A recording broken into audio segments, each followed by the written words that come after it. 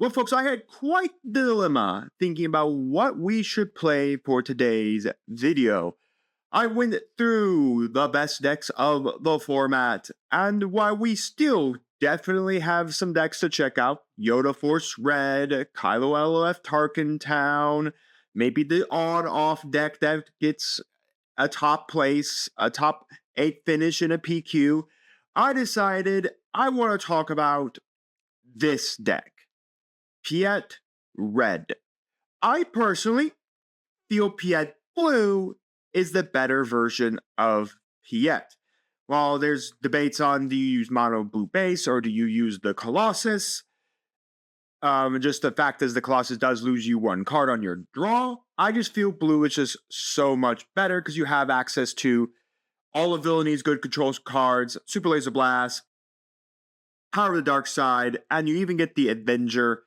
But I have tried out Piett Red on a tournament. I did it for a trilogy tournament, and while I did have open fires in another deck, this deck is interesting. It doesn't feel like what Piett is, but it definitely feels like where Piett's going. With the reveals of Secret of Power, we know of another 8-drop capital class vessel that in red that Piett is definitely going to be using. That I believe when played would attack. It's the First Order's Dreadnought. I forget the name of it. That bombards the resistance base at the start of episode 9. So we know that it's coming, and that has the ability. I know at least on attack you can deal 4 damage to a ground unit, which is pretty nice. It helps Piett stabilize on the ground.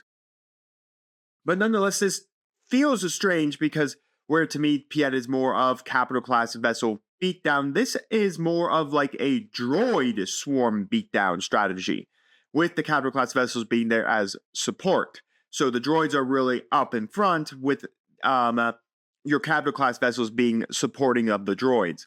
So I'm not sold on this version of Piett.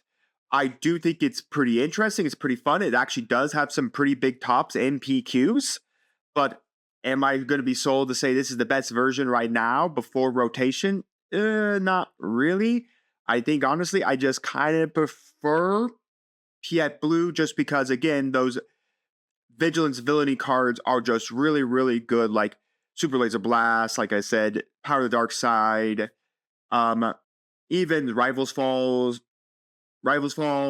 Fellow Dragon, Takedown are still just very, very nice to have in situations where Piett is a deck that has to ramp up to that late game stage of getting to those resources so that you can hit your opponent with your big ships. Otherwise, you are squishy and you will die very fast, very quick, especially against aggro strategies.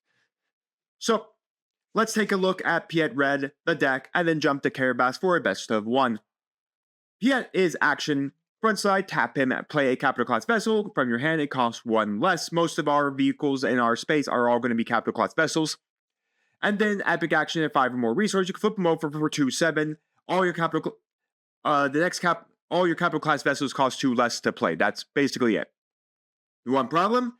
2/7. I never liked Piett on his backside because he's just so freaking squishy that a lot of things that if they can get powerful enough can kill him in one shot. So you flip him, your opponent kills him in one shot, so it's over. So do be cautious on flipping him because you do lose that. Once you have flipped him, you do lose out on that too. But most of the time, flipping him means you're going to play one of your bigger capital class vessels, and maybe you get lucky to play another one next turn. Then we have the Catacombs of Kadaria. Since we are just random red Piett, use any vanilla red base you like. For the ground units, we have 1 Admiral Piett. Each friendly non-leader unit that costs 6 or more gains ambush, so basically all our big vehicles can gain ambush.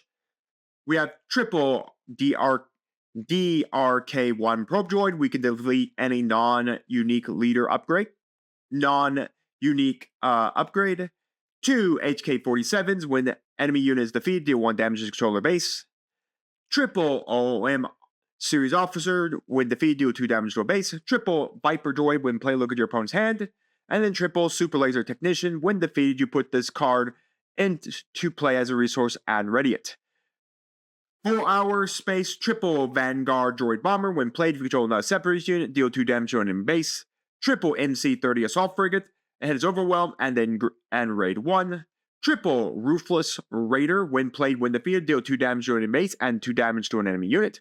Triple Invisible Hand, because we are running a whole bunch of droids and all our droids are 2 or less. This always is going to trigger. That does include the Vanguard Droid Bomber. It is a droid as well.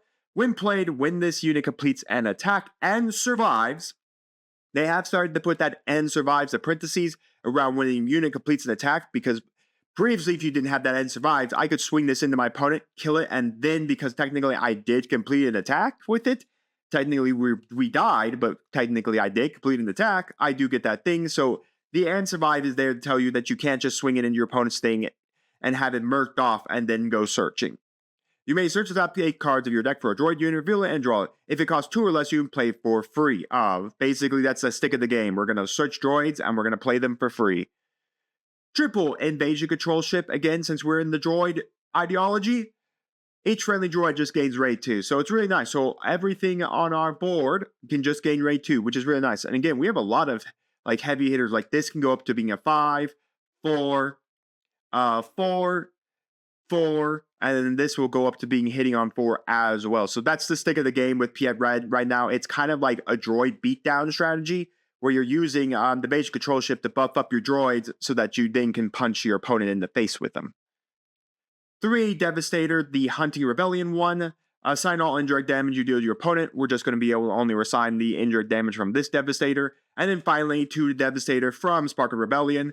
The Inescapable, Sentinel, Overwhelm, and then when played, you may deal damage to a unit equal to the number of resources you control. Typically, that would be 9 or 10. Or it could be 8 as well if Piett still happened to be face up on the board. And then for our options, Open Fire to deal 4 damage to a unit. Really good, because we will need to control the ground until we can start actually get going here. So we definitely need that. Triple Resupply so we can ramp. Again, this deck needs to ramp. Triple Overwhelming Barrage to give a friendly unit +2/+2 for this phase, and then deals damage equals power divided among any chosen units. Again, really good to help control the grounds. If we don't start seeing ground presence, we are just going to get mollywopped. Triple Planetary Bombardment. Again, really good because we are all capital class vessels, besides the Vanguard Droid Bomber, so we will be able to deal that 12 indirect damage, which is a lot on our opponent. So we can easily kill off all their units, or if they don't have anything on the board, go Planetary Bombardment and deal 12 straight damage to their base. 1 Turbo Laser Salvo. Choose an arena. A friendly space unit deals damage equal to its power to each enemy unit in that space arena. Typically, we're going to choose a big space unit like the Devastators, the Invasion Control Ship, or the Invisible Hand, and then we're going to use that to then punch each one of our opponent's ground units in the face with that power so we can clean up the ground. Again, the one problem that Piett has, no matter if you're blue, red, even though red does have a lot more droids in it, is if your opponent has a larger ground presence than you do. We are not going to have a big ground presence. We are definitely in the space, hitting in the space with our capital class vessels, so we do need to make sure we are watching out. But even if that is the case, our opponent starts getting a space presence like Vader, then Turbo Laser Salvo is really good to start dealing with all the space units. So either way, it's a really nice way just to deal with one side of the arena by targeting one of your big class vessels. And finally, 2 Craving Power. Attach to a friendly unit. When played, deal damage to an enemy unit equal to the attached unit's power. Again, really nice just way to get a 2/2 buff, but also kill something off the board. So that is our Piett Red deck. Let's take it to Carabas to see how well we do. Alright, folks, it's time to play against Lord Vader. Once again, this is Lord Vader from JTL. The Lord Vader that allows you to, if you attack with a non-token vehicle unit, this phase create a TIE token. If you control 6 or more resources, deploy this leader as he's a 5/6 vanilla or a 5/5 upgrade, and when he's upgraded to a vehicle, create 2 TIE tokens. We're going to take the mulligan. I want a better hand. We could put these 2 away because we're definitely going to need space hate here. So we're going to put out this Vanguard Droid Bomber. Because again, if he doesn't attack with a non-token vehicle unit, we will just be able to outright stop him. So yeah, even though that is attached there, we'll go to the OM officer. Smash that. Again, we can't just let him sit on fighters. We do need to make sure that fighters are killed. Tokens can't generate more tokens, so we'll resupply here. We'll claim the initiative. All right, starting to spam, but I'm now about to awaken. We'll put the evasion control ship away. But this is going to start getting out of hand very quick, but we do have overwhelming barrage. We do have the invisible hand coming out this turn as well. So we do have a couple things coming out, and he still is 2 away from his potential deployment, where I now can deploy. Now again, Vader doesn't really play much in the ground space area because of that, but okay, no good to me dead, sure. It's really gonna help. We'll go for the Viper. Play it for free. Hey, now look, a TIE fighter. How nice. Big question is, does he decide to smash all his guys? Nope. All right, we'll just claim the initiative. Again, we could even throw out the Devastator next turn because the Devastator technically at this point does have the ability. All right, we'll throw a Craving Power away. I know that sounds a little strange, but I think that's pretty okay at this point. So let's see, we have 3, 4. Yeah, I think we could do this, power this. 1, 2, 3, 4, 5, 6, 7. And then we'll put just 1 overwhelming damage on that. So yeah, I mean, like I said, because I came out and ramped, the fact of the matter is I was able to deal with the droid, his swarm here. We're not going to let that live, so we'll bring out HK-47. We'll just play that immediately, and now my opponent has nothing.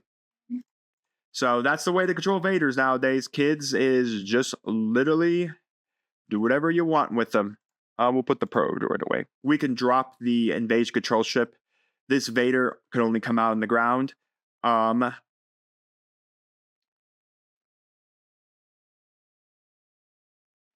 Indirect damage. I'm not sure if that can go right through. So just so that Vader does not just get on a fighter, because that's the one way to stop Vader. If he wants to bring Vader out, he has to then bring him out on the ground.